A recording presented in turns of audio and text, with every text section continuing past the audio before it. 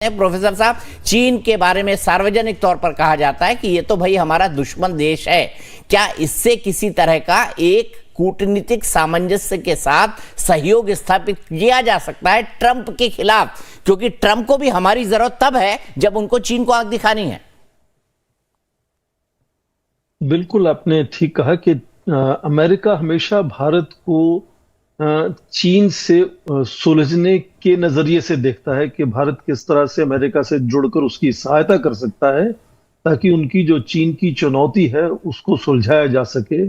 और भारत ने हमेशा से कहा है कि भारत किसी भी देश के साथ अपने रिश्तों को किसी दूसरे देश के वजह से नहीं बनाते हैं, बल्कि अपनी राष्ट्रहित को आगे ले जाने के लिए बनाते हैं। इसलिए आपने देखा होगा कि हम अक्सर सुनते हैं कि चीन को कई लोग भारत का दुश्मन देश करार करते हैं, पर हाल ही में आपने देखा होगा कि सीमा पर लगातार तनाव बना रहा, पर उसके साथ साथ व्यापार भी बना रहा। व्यापार में वृद्धि हुई इस समय में, और कई सालों में तो चीन भारत का सबसे बड़ा व्यापारी हिस्सेदार होता है। हालांकि उसमें परेशानी भी है कि वहां से निर्यात भारत को ज्यादा होता है, बहुत ज्यादा होता है, 110 बिलियन डॉलर के आसपास, उससे भी ज्यादा होता है। और भारत का निर्यात चीन को बहुत कम होता है, 15 या 20 बिलियन डॉलर।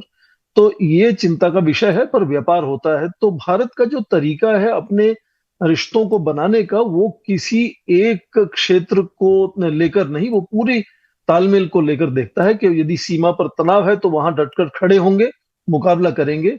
पर यहाँ हिस्सेदारी बन सकती है व्यापार में, तो हिस्सेदारी भी बनती रहेगी। पर आपने जो बात की, ये रूस चीन भारत के ये त्रिकोणीय समीकरण की जो आपने बात की, जो 90 के दशक से प्रेमाकोव जो रूस के प्रधानमंत्री थे, उन्होंने इस सोच को सामने रखा था, तभी से जो खास बात है इन तीनों देशों के समीकरण में, वो ये कि हमेशा हर मुद्दे पर विश्व स्तर पर इनका दृष्टिकोण, सोच, इनकी रणनीति जो है वो आपस में तालमेल करती है, और हमेशा से पश्चिमी देशों के विरोध में एक तरह से नजर आती है।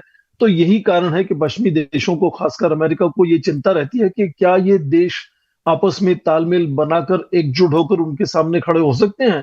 तो इसीलिए आपने देखा होगा कि राष्ट्रपति ट्रंप की भी आज कोशिश है कि जिस तरह से रूस अब बार बार कह रहा है कि अमेरिका के ये बदलते हुए रुख को लेकर चीन, भारत, रूस को फिर से जुड़ना चाहिए। इस परिप्रेक्ष्य में ही आप देखें कि राष्ट्रपति ट्रंप लगातार कोशिश कर रहे हैं कि इन तीनों देशों में फूट किस तरह से डाली जा सके। तो वो अभी क्या कर रहे हैं, वो भारत और रूस को अलग करके अपना सारा गुस्सा रूस और भारत पर दिखा रहे हैं। चीन के प्रति थोड़ा सा उनका नरम होता हुआ व्यवहार आप देख सकते हैं। वो वहां, आपने जैसे जिक्र किया, प्रधानमंत्री मोदी चीन जाएंगे, उसी तरह से राष्ट्रपति ट्रंप भी 3 सितंबर को बीजिंग जाएंगे। और उसकी तैयारी में ताइवान के राष्ट्रपति की यात्रा उन्होंने अमेरिका रद्द करा दी है। वहां की जो सिक्योरिटी डायलॉग होता है ताइवान को, वो पिछले महीने रद्द करा दिया है। तो चीन के प्रति एक तरह से व्यवहार बदलता हुआ नजर आता है, ताकि भारत और रूस को अलग करके उनको किसी तरह से दबाव में लाया जा सके। पर जाहिर है कि रूस, भारत और चीन अमेरिका को, राष्ट्रपति ट्रंप को अपनी साझी चुनौती या परेशानी मानते हैं। इसलिए ये जो लगातार टैरिफ वॉर जो छिड़ गया है, जो भारत, चीन और रूस तीनों जिसका खामियाजा भुगत रहे हैं, इन तीनों को और पास लाने की एक, मुझे लगता है एक तरह से और पास लाएंगे।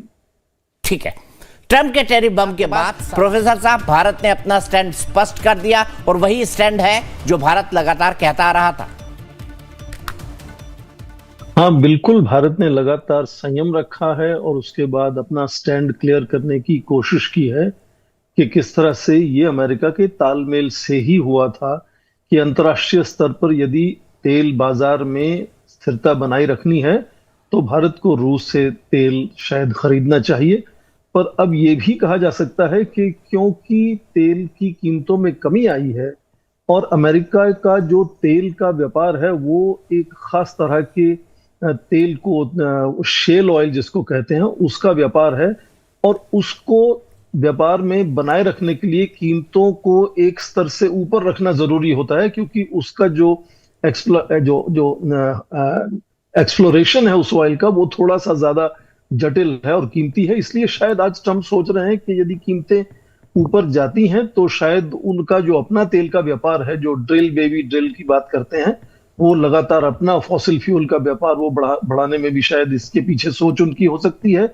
और यदि आज ये बात हम कर रहे हैं कि स्टीव विटकॉफ रूस में मॉस्को में है और वो कोशिश करेंगे कि ट्रंप का संदेश राष्ट्रपति पुतिन तक पहुंचाएं कि 8 अगस्त तक उनको युद्ध विराम करना चाहिए, तो हो भी सकता है कि एक टेम्पररी किसी तरह से युद्ध विराम हो भी जाए, क्योंकि हाल ही में 5 अगस्त को दमित्री पेस्कोव जो प्रवक्ता हैं क्रेमलिन के, उन्होंने कहा था कि एक विशेषज्ञों की बातचीत यदि शुरू होती है तो उसके बाद राष्ट्रपति पुतिन राष्ट्रपति जेलेंस्की से मिलने को तैयार है। हालांकि कोई उसका तारीख वगैरह तय अभी नहीं हुई है, तो एक संकेत इस तरह का दिया गया था। और ये भी कहा जा सकता है कि इस तरह का युद्ध विराम करके शायद आज रूस अपनी सेना को फिर से अच्छे से सुदृढ़ बनाना चाहता है, ताकि युद्ध में और देरी तक वो लगातार उसमें जुड़ा रह सके।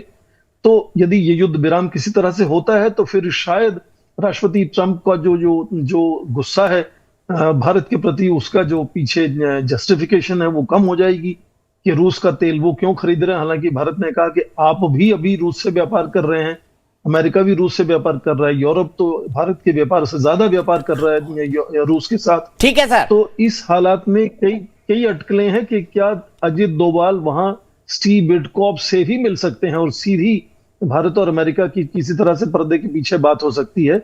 तो कई तरह की अटकलें हैं उसका। ठीक है सर, ठीक है प्रोफेसर साहब, बहुत बहुत शुक्रिया तमाम जानकारी। कुलवंत सिंह जो कि विदेश मामलों के जानकार हैं, प्रोफेसर हैं। डॉक्टर प्रोफेसर साहब, मैं सबसे पहले आपसे ये समझना चाहूंगा कि ये तो 25 से 50% कर देना, ये तो टैरिफ की गुंडागर्दी है। मेरे ख्याल से इतनी अनकन्वेंशनल डिप्लोमेसी मैंने 30 साल से, जब से मैं डिप्लोमेसी कवर कर रहा हूं, किसी राष्ट्राध्यक्ष की, वो भी अमेरिका के राष्ट्राध्यक्ष की नहीं देखी। बिल्कुल आप सही कह रहे हैं कि ये बिल्कुल परंपरा से हटकर जो इनका काम करने का तरीका है, वो लगातार पूरे विश्व में खासकर व्यापार में उथल पुथल मचाई हुई है उसने पिछले 6 महीने से। और ज्यादातर राष्ट्र किसी तरह से अपना तालमेल बचाए रखने की कोशिश में है। भारत ने भी, आपने देखा, जिस तरह से लगातार संयम बनाने की कोशिश की, पर फिर बाद में एक कड़ा जवाब भी देने की कोशिश की उसके साथ। और उसी के चलते आप देखें कि आज हमारे राष्ट्रीय सुरक्षा सलाहकार मॉस्को में हैं, ताकि जब कल से ये टैरिफ कार्यान्वित होंगे, लागू होंगे, तो उसका भारत और रूस के व्यापार पर क्या असर हो सकता है, इस पर भी उनको कुछ बातचीत वहां करनी होगी। और रक्षा सुरक्षा के मामलों पर भी बातचीत करनी होगी।